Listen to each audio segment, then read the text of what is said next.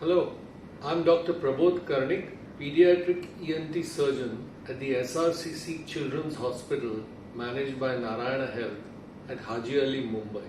Often, mothers bring their infants or small children to me in the clinic, saying that my child is tugging or even pulling at his or her ear violently, more so at night.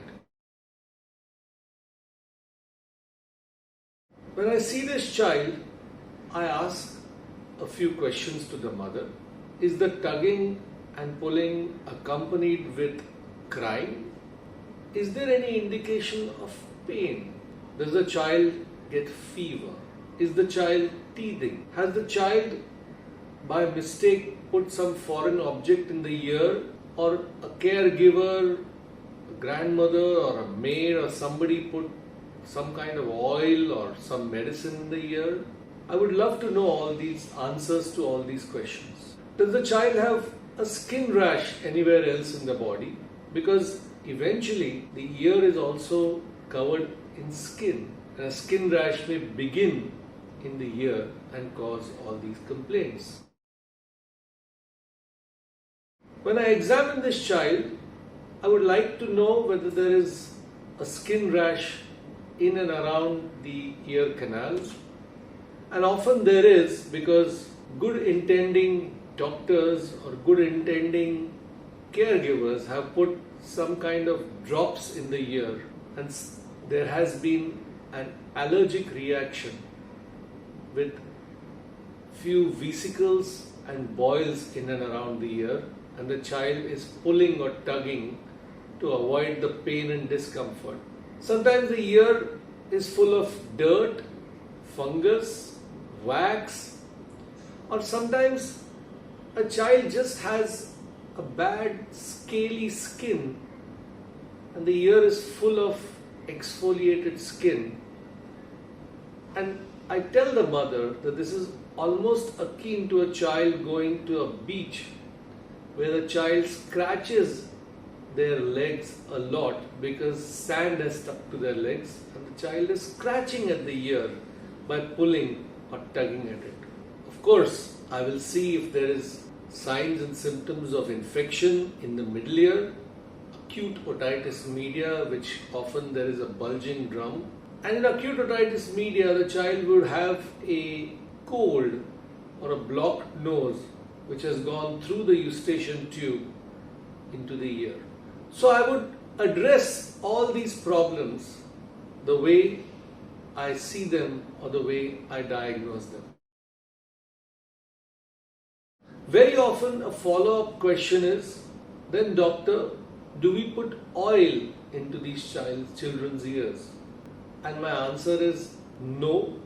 As far as possible, avoid. And of course they would tell me, but my mother or mother-in-law insists on putting garlic oil or olive oil or some kind of oil. And I tell them that please do remember that the ear skin is impervious to the oil. And if there's a perforation, in fact, it's much worse if the oil goes in contact with the middle ear inner lining. So by putting oil, any kind of oil, Ayurvedic or otherwise, logically and scientifically cannot do anything of value to a child. Of course, if there's wax, the oil may dissolve or soften the wax and make the wax come out. But that would probably be best done in the form of oil which is admixed with usual wax dissolvent eardrops that are available, because it's basically sterile.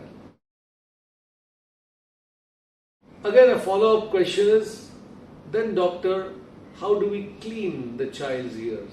And the answer to that is, you almost never have to clean the child's ears. The ear, and in fact even the nose and the mouth, are self-cleansing organs. And basic hygiene, having a shower every day, keeping bedclothes and wearing clean clothes, is probably enough.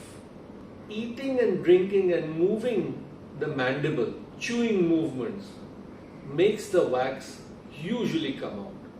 And it's only in infrequent, rare occasions that a child who has very scaly skin or has a tendency towards wax will collect wax. So you almost never need to remove wax or do anything to wax, and certainly you should not put earbuds, Q-tips or any other objects into the ear, because by putting them you're in fact, or you could cause more damage to the ear canal and to the eardrum. And finally, often before leaving they ask, then doctor, how do we prevent earwax? And my answer to them is, one day somebody will get a Nobel Prize for answering that question, because as yet in the world nobody has answered this question very scientifically or logically as to how one can permanently cure and prevent wax. Thank you.